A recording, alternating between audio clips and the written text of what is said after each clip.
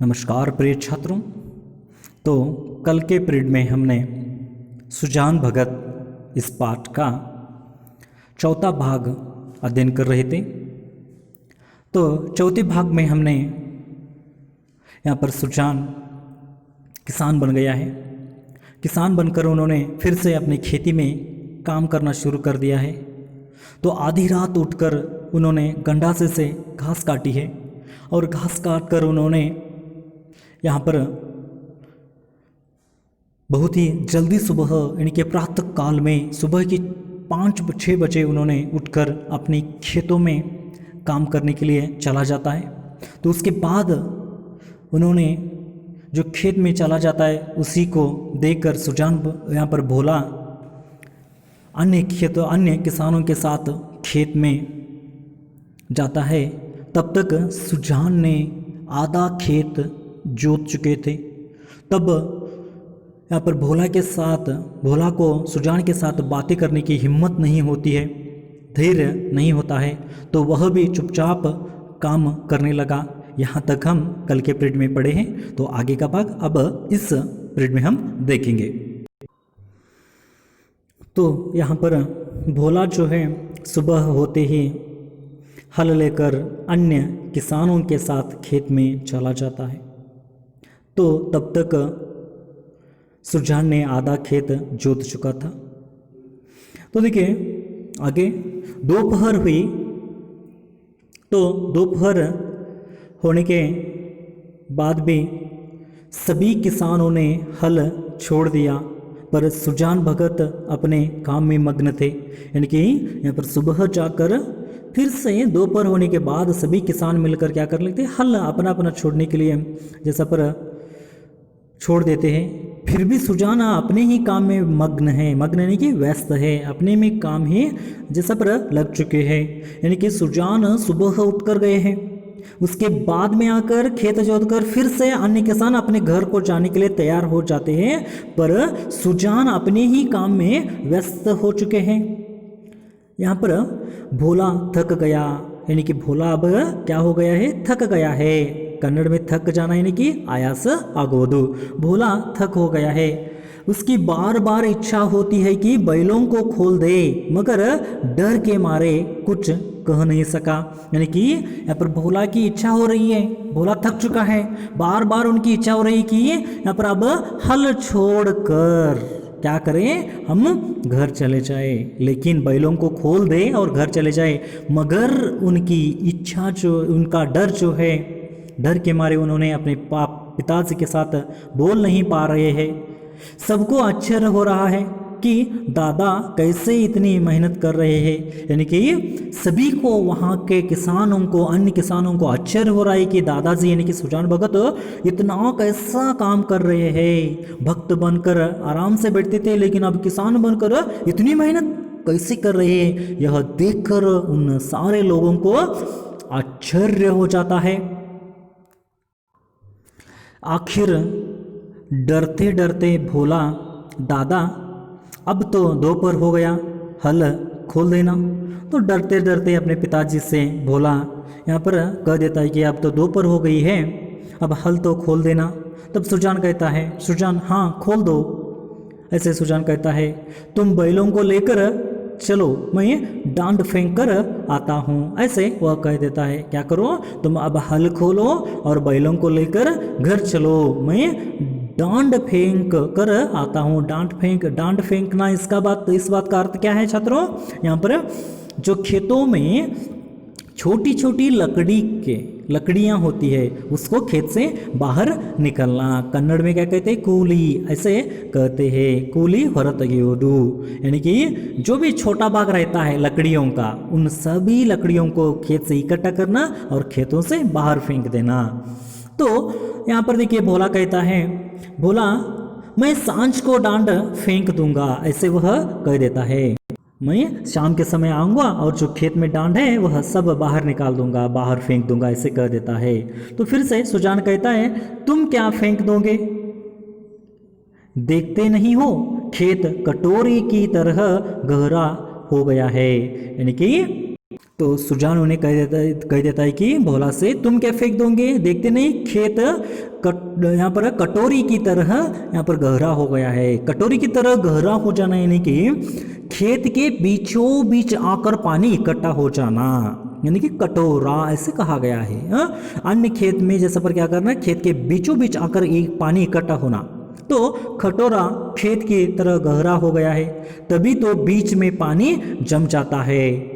तो इसी गोविंद के खेत में 20 मन का बीघा होता था, तुम लोग ने इसका सत्यानाश कर दिया है। तो इसी खेत में गोविंद जब काम करता था, गोविंद यानी कि अन्य किसान, तो जब काम करता था तब 20 मन क्या करता था, यानी कि पर बीघा होता था, यानी कि 20 मन की फसल आ जाती थी, लेकिन तुम तो इस खेत को सत्यानाश कर दिया है। तो यहाँ पर सुजान का कहना है कि जब तक सुजान भगत काम करता था तब तक खेत अच्छे रखता था उन्होंने, लेकिन दोनों बेटे जब से काम कर रहे हैं तो खेत गंदा कर चुके हैं, ठीक से खेतों में काम नहीं करते, ऐसे सुजान भगत को यहाँ पर कहना है। बैल खोल दिए गए, भोला बैलों को लेकर घर चला, पर सुजान डांड फेंकते रहे, यानी कि दोपहर के समय बैलों को खोल दिया जाता है और भोला बैलों को घर ले जाता है, लेकिन सुजान जो था यहाँ पर अब तक खेतों में काम कर रहा है, दोपहर हो गया है फिर भी उन्होंने अपने खेत में काम कर रहा है। सुजान डांट फेंकते रहे, आधा घंटे के बाद डांट फेंक कर वह घर आए, यानी कि दोपहर के समय आधा घंटे तक डांट फेंकते हैं और घर चले आते हैं। तो उसके बाद देखिए, मगर थकान का नाम न था, यानी कि सुबह उठकर काम के लिए गए, दोपहर को आए हैं, लेकिन थकान थोड़ा सा भी उन्हें नहीं हुआ था, थोड़ी सी भी थकान उन्हें नहीं हुई थी।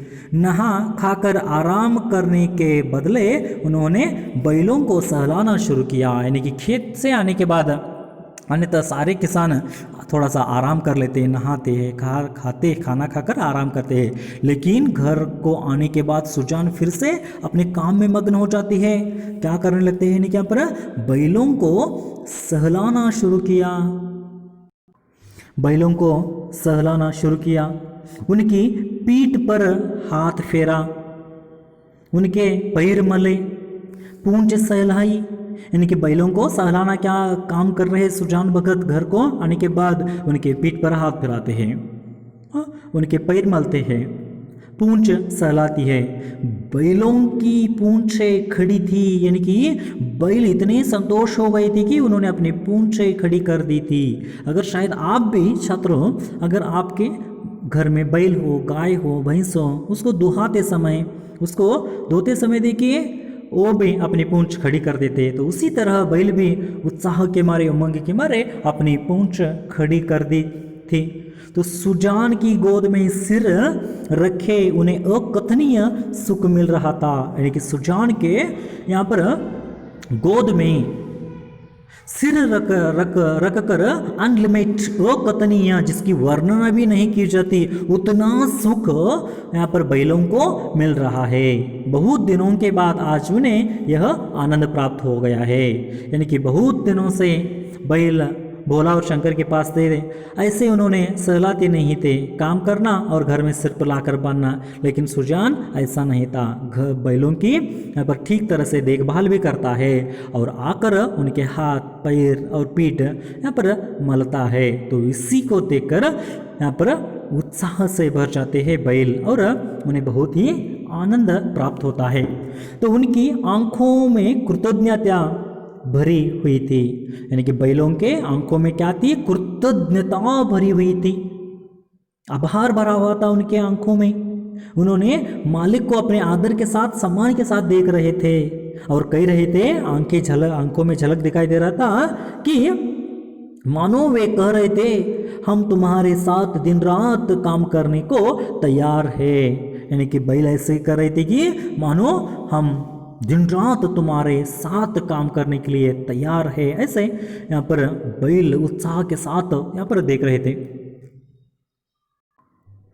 अन्य कृषकों के भांति भोला अभी कमर सीधी कर रहा था कि सुजान ने फिर हल उठाया और खेत की ओर चले गए। यानी कि काम से आने के बाद अन्य किसान क्या कर लेते हैं, आराम करते हैं। तो उसी तरह भोला भी क्या किया, कमर सीधी कर रहा था। कमर सीधी करने इस शब्द का अर्थ है आराम करना। अभी आकर खेत से आराम कर रहा है तो फिर से सुजान ने क्या किया, हल लिया और खेत की ओर चले गए। दोनों बैल उमंग से भरे दौड़े चले जाते थे, मानो उन्हें स्वयं खेत में पहुंचने की जल्दी थी। यानी कि दोनों जो बैल जो है उत्साह के साथ, उमंग के साथ, उल्लास के साथ दोनों यहाँ पर खेत की ओर बढ़ रहे हैं, मानो स्वयं को ही जल्दी खेत में पहुंचनी हो, ऐसे खुशी के साथ वह अपने खेत की ओर जा रहे थे बैल। भोला ने मड़ैया में लेटे लेटे पिता को हल लिए जाते देखा पर उठ न सका। यानी कि मड़ैया यानी कि चप्पर, तो चप्पर में जैसा पर सोया था भोला, तो सोते सोते यानी कि लेटे लेटे पिताजी को हल लेते हुए जाते हुए देख लेता है, पर वह वहाँ से उठ न सका। सुजान यहाँ पर हल लेकर खेत में गया तो उसकी हिम्मत टूट गई थी। भोला की हिम्मत टूट गई थी, उसने कभी इतना परिश्रम न किया था। इसके पहले भोला ने इतना परिश्रम उन्होंने नहीं किया था। जब अगर आप देखते हैं तो हम जो पुराने लोग जो है, हमारे दादाजी परदादाजी बहुत सारे काम खेतों में करते थे, उन्हें थोड़ी सी भी थकान नहीं होती थी। लेकिन आज के बच्चे जो हैं थोड़ा काम करने के बाद थकान महसूस कर रहे हैं। तो उसी के अनुसार भोला भी थक कर ऐसा पर सो गया है। लेकिन फिर से सुजान यहाँ पर क्या कर चुका है, हल लेकर खेत में गया है। तो भोला को यहाँ पर देखिए बनी बनाई गृहस्थी मिल गई थी। भोला ने जैसा पर यहाँ पर कड़ी मेहनत करके गृहस्थी नहीं जमाई है, तो यहाँ पर बनी बनाई सी गृहस्थी मिल गई है, बनी बनाई सी घर मिल गया है, सब कुछ तैयार ठीक तरह से यहाँ पर उन्हें मिल गया है, सब ठीक ठाक जैसा पर मिल गया है। लेकिन इसके पहले सुजान ने गृहस्थी जोड़ने में बहुत दिन रात मेहनत की है, इसका भोला को कुछ मालूम नहीं है। बनी बनाई सी गृहस्थी उन्हें मिल गई है तो उसे ज्यों का त्यों चला रहा है, यानी कि जैसा था वैसे ही चला रहा है वह भोला। तो इन दामों वह घर का स्वामी बनने का इच्छुक न था। यानी कि इस समय इस अवसर पर उन्होंने घर का स्वामी बनने का इच्छुक न था, यानी कि घर का स्वामी बने, घर का मालिक बने, यह भोला की इच्छा नहीं थी। तो जवान आदमी को 20 धंधे होते हैं, यानी कि जवान जो लड़का होता है, यंगस्टर जो होता है, जवान जो होता है, उन्हें 20 धंधे होते हैं, एक ही काम नहीं होता। खेत में जाकर काम करना, फिर आराम करना, फिर खेत में जाकर काम करना, ऐसा एक ही काम नहीं होता, उन्हें 20 धंधे होते हैं। जवानी उनमें उभर आती रहती है। तो हंसने बोलने के लिए अपने मित्रों के साथ जाना चाहते हैं। गाने बजाने के लिए भी उसे कुछ समय चाहिए, यानी कि गाने बजाने के लिए, गाने सुनने के लिए उन्हें कुछ समय चाहिए। लड़कों को, आज के लड़कों को भी ऐसा ही है। तो गाने बजाना, और उसी के साथ साथ पड़ोस के गांव में दंगल हो रहा है, तो जवान आदमी कैसे अपने को वह वहाँ जाने से रोकेगा। यानी कि पड़ोस के गांव में अगर दंगल हो रहा है, यानी कि कुश्ती चल रही है, तो जवान आदमी अपने आप को कभी रोक ही नहीं सकता, वह उस दंगल देखने को जाएगा ही। तो किसी गांव में बारात आई है, शादियों में बारात जो होती है, तो किसी गांव में बारात आई है, तो वहाँ नाच गाना हो रहा है, तो जवान आदमी क्यों उसके आनंद से वंचित रह सकता है। तो जवान आदमी इसमें भाग लेना चाहता है, हिस्सा लेना ही चाहता है। तो ऐसे ही सुजान की हालत थी। गांव में यहाँ पर बाराती आए, दंगल हो, कहीं गांव में नाटक हो, कहीं गांव में गाने हो, तो वहाँ पर भागता हुआ लड़का चला जाता था देखने के लिए। तो लेकिन वृद्धजनों के लिए ये बाधाएं नहीं है, यानी कि ऐसे बाधाएं वृद्धजनों के लिए नहीं होती है। सिर्फ वृद्धजनों के लिए क्या होता है, अपने खेत में जाना और काम करना। अपनी ही होती है। दंगल में जाना, शादियों में भाग लेना, मित्रों के साथ घूमने के लिए जाना, ऐसे यहाँ पर बाधाएं वृद्धजनों के लिए, ऐसे काम वृद्धजनों के लिए नहीं होती है। ये सभी बाधाएं उन्हें नहीं होती है। लेकिन जवान बच्चों को ये सभी होते हैं। जवान बच्चे क्या क्या कर लेते हैं, यहाँ पर शादी में भाग लेना, भालू हाथी का खेल हो वहाँ जाना, सांप का खेल हो वहाँ जाना, बारातियों में जाना, नाच गाना करना, ये सभी कार्य जवान लड़कों को होते हैं। लेकिन वृद्धजनों को ये सभी बाधाएं हैं। सिर्फ वृद्ध क्या करते हैं, अपने खेतों में कड़ी मेहनत करते रहते हैं। उन्हें नाच गाने से मतलब न, खेल तमाशे से गरज, केवल अपने काम से ही काम, यानी कि वह क्या करते हैं, अपने काम से ही काम वह रखते हैं, किसी अन्य बातों की सोचते भी नहीं वह। तो बुलाकी ने कहा, भोला तुम्हारे दादा हल लेकर गए। तो वह कह देते हैं कि तुम्हारे दादाजी ने क्या किया, फिर से हल लेकर खेत की ओर चले गए, ऐसे कह देती है। तब भोला, जाने दो अम्मा, मुझसे यह नहीं हो सकता, ऐसे कह कर क्या कर लेता है, भोला वहाँ पर आराम कर लेता है। तो छात्रों, आज के दिन हम इस पाठ को यहाँ पर समाप्त कर देते हैं। आगे का जो भाग है, भाग 5वां, आगे आने वाले पीरियड में देखेंगे। तब तक विराम लेते हैं। धन्यवाद। Thank you.